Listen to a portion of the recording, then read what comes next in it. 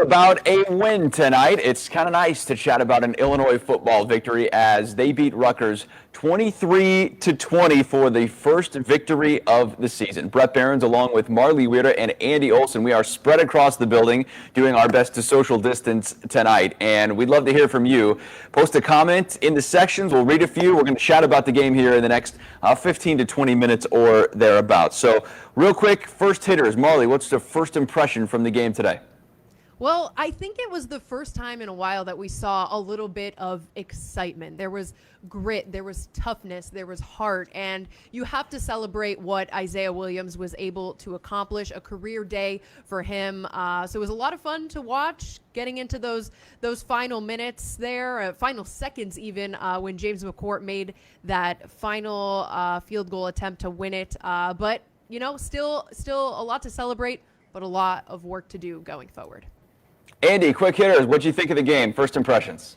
They finally scored in the third quarter, Bret. We talked last week on this show that they were failing to make those adjustments. They hadn't scored in the third quarter yet. Of course, today they got 10 points in the third quarter, and it's just, all around a positive feeling about the team after this game. I know that the first three didn't go exactly the way they wanted to, especially Purdue and Minnesota, because you were without so many players in that one. But you started getting some of them back. Isaiah Williams looked really, really good at quarterback, or at least, someone that you hope can grow into someone who's really, really good at quarterback. I mean, you talk about setting a record for a quarterback rushing in his first start with Illinois. So overall, I think everyone has a good taste in their mouth at this one, especially after the game-winning field goal. But they finally scored in the third quarter. Adjustments at halftime. It's something that you love to see as an Illini fan.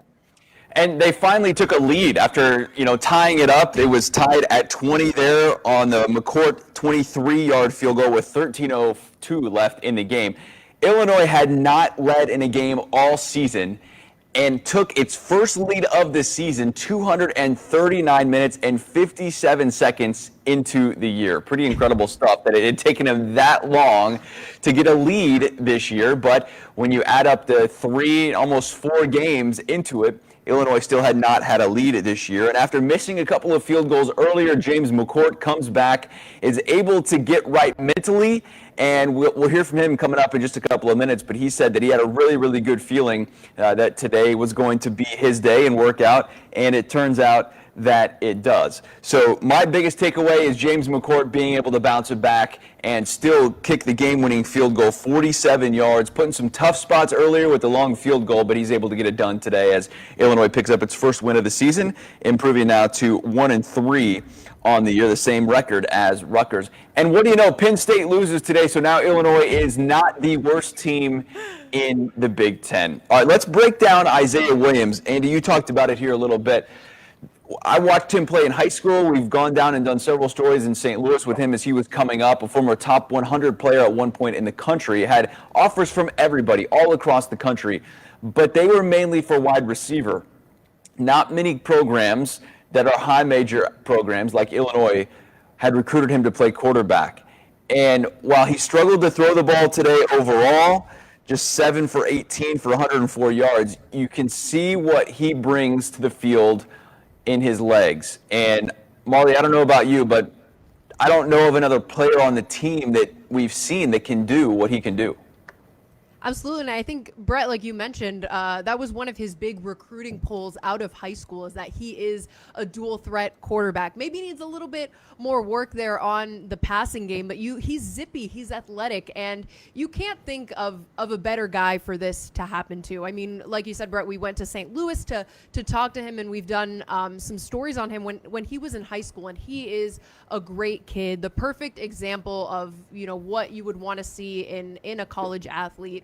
Works hard, down to earth. So I'm really happy for him. You want to root for this kid, and it was really great to see what he did, breaking a program record. I know there was kind of some mix-up here on the stat sheet. Some are saying 195 yards. Illinois' Twitter says 192 rushing yards, but he broke the single game record for a quarterback, and I think that says a lot, especially for a redshirt freshman who was, this was kind of the most snaps that he's taken in his career, and the first time that he saw some extensive playing time and just taking those big shoes as the Illinois starting quarterback for this game.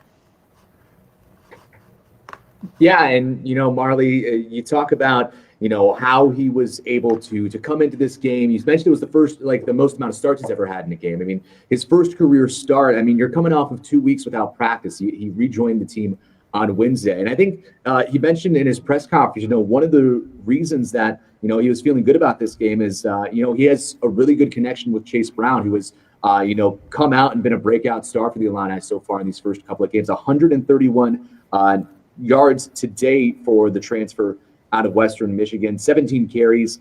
Mike Epstein with the rushing touchdown. And, I've seen it thrown around on Twitter that this is kind of a return to the 2018 offense. A lot of rushing. I mean, 341 total yards today, on the ground. I think that's exactly what Illinois was trying to go for going into this year. I don't know if they really had expected to rely on the passing game. They're seeing that, kind of come to fruition, Brett. I think it's a good sign for Illini fans and something positive that they can take out of this game as well. Yeah, if you can rush for 341 yards, you're going to win a lot of games. You're really going to control the tempo, and that was expected. We talked about this on our pregame show with Jeremy Warner from Illini Inquirer, that Isaiah is going to give this team plenty of opportunities to be a ground team, just like they were a couple of years ago with A.J. Bush. And whether he had 195 or 192, it doesn't really matter. He breaks A.J. Bush's record from at Nebraska back in 2018. That was a 10-year record. Juice Williams, the other Isaiah Williams, had held the record before A.J. a couple of years ago. And so Isaiah comes in and makes a statement in his first start. And that's another important thing to me, is that he knew he was going to start. He said he found out Friday for sure that Lovie Smith had called him. And so he had this mindset, right? He knew that he was going to get all of the snaps today, provided he didn't get hurt or play as poorly that he would get pulled, right? But he was the guy. He wasn't getting in there, thrown in there for a series. Am I playing receiver? Am I the quarterback? Am I coming out? You're always looking over your shoulder. You never really know. And at least for today, and we don't know about the future going forward with Brandon Peters set to return next week, and he traveled today to Rutgers, but at least for today, I think we got a glimpse and a sight of what Isaiah Williams really is and what he can be, and he was pretty excited to have this opportunity. We talked to him after the game. Biggest thing, I think I showed hard.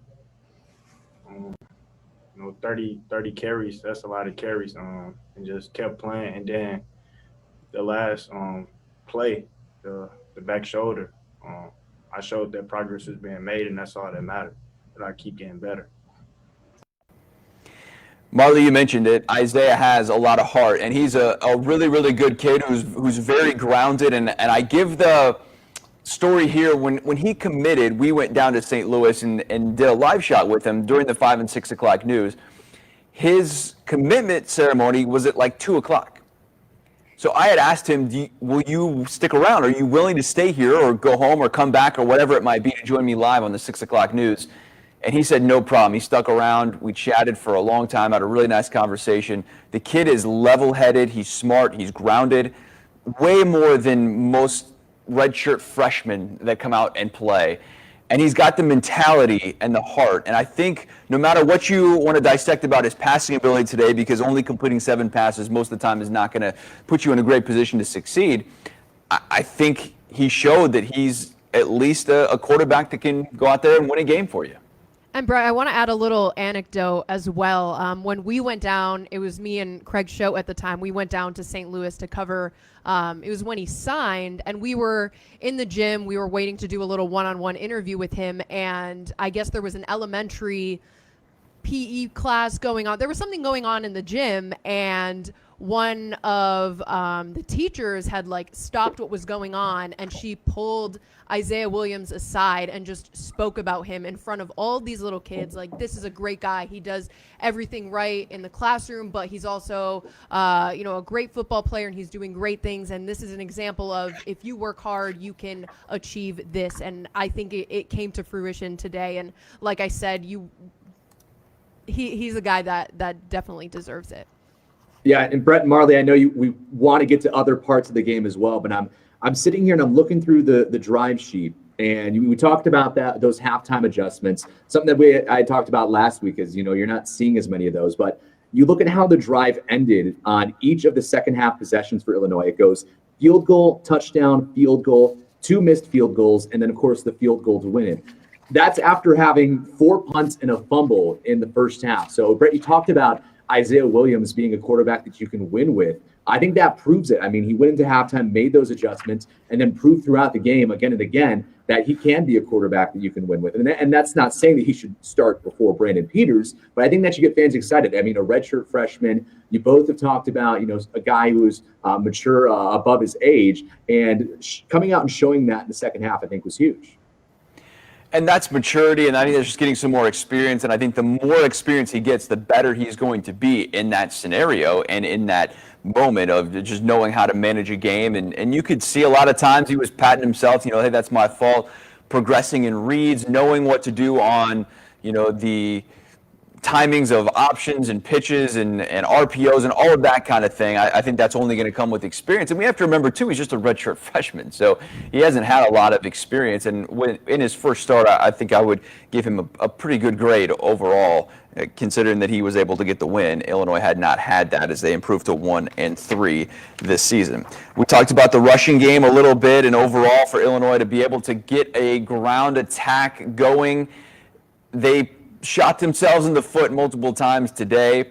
You just kind of got the sense of Rutgers starting to pull away there in the fourth quarter and in the third quarter even, and Illinois just hanging resilient. And I think that's really a sign of progress for this team at this point. Still a long way to go and a lot of things to clean up. But it doesn't happen without James McCourt as the Illinois senior kicker who will forever be remembered for beating Wisconsin last year. Maybe not quite the same stage against Rutgers in Piscataway, but he does get the game-winning kick. And for everything that he went through, he says that this was a moment he had envisioned earlier in the week. Wrote in my notebook earlier this week that I felt game winner was going to come this week for some reason. And my mom even texted me earlier in the week, so I have a good feeling about this week. And, I held on to that belief. Even in the times after the two missed kicks, I remember that what I wrote in my notebook, and I just knew that this moment was going to come that I'd have to deliver. Just super happy for the team. We deserve this. We're a good football team, and we're slowly piecing it together. And, I think this win is definitely going to propel us in the right direction. You got to feel good for James McCourt to get that kick, to get a third try. Sometimes you need three to be able to get it done, and he's able to get that. Yeah, right. I'm happy he was able to have that opportunity for Illinois today. And what a story that is. You can't make that up in terms of him writing it down in a notebook and then for it to come true. That's pretty cool and a good moment for him. Hey, he put himself in the position. He knew a game winner was coming. If he didn't miss those last two, there wouldn't have been a game winner. So it had to come one way or another. So he talked about manifesting. He said that in the press conference. I think a lot of us have been manifesting recently. So to see it work out for someone, I'm glad that he manifested that game-winning kick for himself. And it was all set up by a couple of big picks. The Nate Hobbs interception, I think, was the big key for Illinois in that. Just to have the opportunity to be put in that position to get another field goal opportunity. And overall, Nate Hobbs coming back after a shoulder injury last week, second on the team in tackles today. He had 8 of them, including that interception that he returned for 27 yards, as well as a tackle for loss. All things considered, Nate Hobbs played a lot better today after really getting exposed to Andy the last couple of weeks that he was in, had not had a good game in his first two. I think that's some improvement for Nate. Yeah, and he talked about in his press conference how, sitting out with that shoulder injury last week, having this kind of whole week to rehab, and also being able to watch from a different perspective last week was something he mentioned was important to him. I don't think that we realize that because the season started so late and it felt like it took them forever to get into training camp and things like that. It's just been constant football for these guys. No bye weeks. They haven't had a chance to sit back, and watch and really just kind of take in the season. It's been go, go, go, go, go. Nate Hobbs talked about, in that press conference how, it was big for him to be able to see it from a different angle. And I think that paid dividends this week. And he showed it was a different Nate Hobbs this week, one I think that we were more expecting to see coming into this season. And, the secondary really picked it up, today. Devin Witherspoon, I thought, had a pretty good game. He has the interception, 2-2 for him. And the safeties played pretty well, made plays when they needed to happen. And, I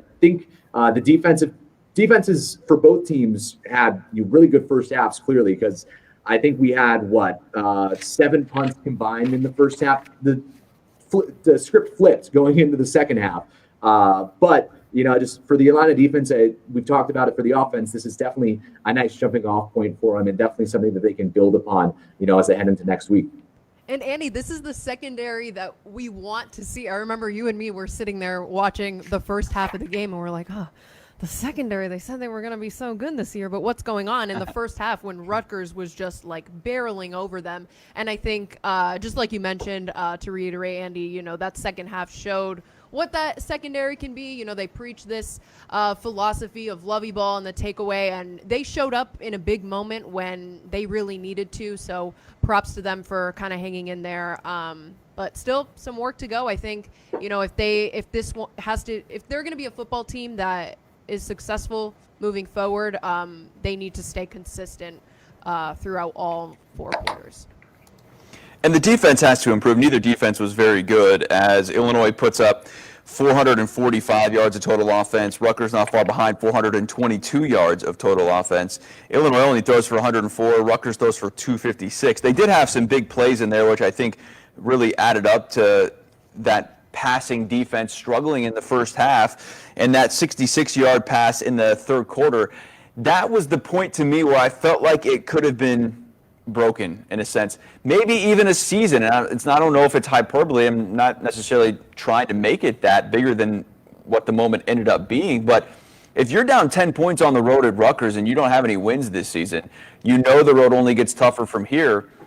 I'm not sure it's too far-fetched to say that's a really, really big moment for this team to bounce back and for Mike Epstein to go down and have a 6-play, 60-yard drive in 2 minutes and 43 seconds and respond and get a score and put yourself back in this ball game, and that's what they were able to do. So I give Illinois a lot of credit for that. Now, there's still a whole ton of progress this team has to make, but I think overall Lovie Smith felt okay about what they did today moving forward, and ultimately it doesn't matter because they were able to get the win. We're down by 10 on the road today. A lot of things were going against us, but the guys just kept fighting and just refused to lose. And so we've been in that position before again. Last year, we had Nebraska down by 14 in the second half, and they came back and beat us. So this could hopefully give us confidence going into that game. And now Illinois hits the road to Nebraska. Marlee, it's a game you're going to cover next week in Lincoln. How are you feeling about this season? Nebraska gets a win today, making Penn State 0-4 now for the first time since 2001. They're obviously feeling good. They get another home game. What are you thinking going into next week here? A lot of questions still, but overall, you get a win today. Especially because today they just barely squeezed by. They just pulled out the win. But I think just having that tally in the win column does give them confidence. I look back to, when I was playing college sports, and there was often times where, you were trying so hard that you ended up shooting yourself in the foot because you were just, scrambling. Oh, my gosh, why aren't we winning? Why aren't we this? I think this can give them a little composure, a little confidence heading into Nebraska. And it was just a little sliver of them proving to us and to Illini Nation and the fans and whatnot that this is a team that they're showing, they're reaching those expectations that they set for themselves at the beginning of the season. And I think this was a big win for them. I don't think we would think to be saying that Illinois beat Rutgers. That's a huge win. But given the way that the first 3 games of the season went, I think they really needed this. So maybe, they'll hang in there with Nebraska. They'll make it competitive. I think that was something that was lacking early in those first 3 games, that there was not really a whole lot of competitiveness. So we'll see what happens, but hopefully, they're heading in there with a little bit more confidence and they can make it a good one and an exciting one. Yeah, and I feel like, Marlee, too, that confidence of sometimes just getting the first win is what you need. Now, you would expect and hope in year 5 that of Lovie Smith's tenure, they would have that going in, and the experience that's on this roster, they would be able to do that. And multiple guys still out today due to different ailments, I should say, whether that's injury or Brandon Peters out with COVID or Griffin Moore. And they're going to get a lot of those guys back next week. And so you would hope that they can maybe take an upward trajectory from here. But Andy, overall, Does your view change of this season when we're looking holistically or, from a macro standpoint after this win today?